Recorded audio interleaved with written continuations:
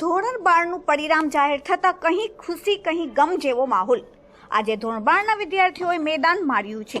સાયન્સમાં સુરતનું 87.84% અને સામાન્ય પ્રવાહનું 90.45% પરિણામ જાહેર થતાં વિદ્યાર્થી વાલીઓમાં ખુશીનો માહોલ જોવા મળ્યો છે।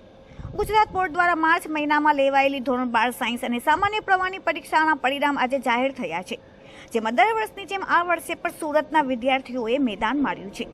સાયન્સમાં સુરતી વિદ્યાર્થીઓએ હીરાની જેમ ચમકતા 87.84% પરિણામ પ્રાપ્ત કર્યું છે, જ્યારે સામાન્ય પ્રવાહમાં સુરતના વિદ્યાર્થીઓનું 90.45% પરિણામ જાહેર થયું। સુરતના પરિણામમાં ગત વર્ષ કરતાં વધારો નોંધાયો છે। ગત વર્ષે સુરતના પરિણામ 71.15% હતું, જ્યારે આ વર્ષે 87.84% જેટલું ઊંચું પરિણામ આવ્યું છે।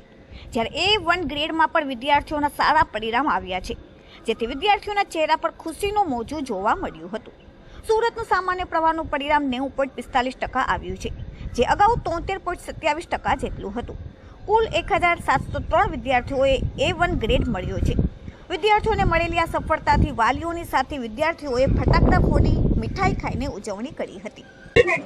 મારું નામ રામાણી શૈલેષ છે। આશાદીપ ગ્રુપ ઓફ સ્કૂલના સંચાલક તરીકેનું કાર્ય કરું છું।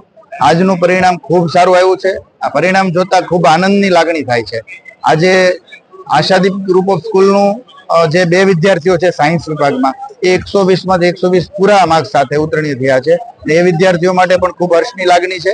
ગત વર્ષ કરતા રિઝલ્ટ પણ બહુ સારું છે। ગત વર્ષે સાયન્સમાં ફક્ત 61 A1 ગ્રેડ હતા, આ વર્ષે 1034 A1 ગ્રેડ છે, એટલે A1 ગ્રેડની સંખ્યા પણ ખૂબ સારી છે। 300 પ્લસ સુરતનું પણ A1 ગ્રેડ છે।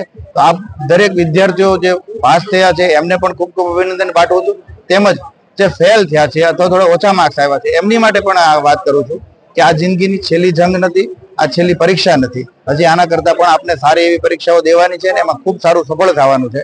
અને આ પરીક્ષામાં જો ઓછું પરિણામ આવ્યું છે તો કઈ આ હારી ગયા એવું નહીં માનતા।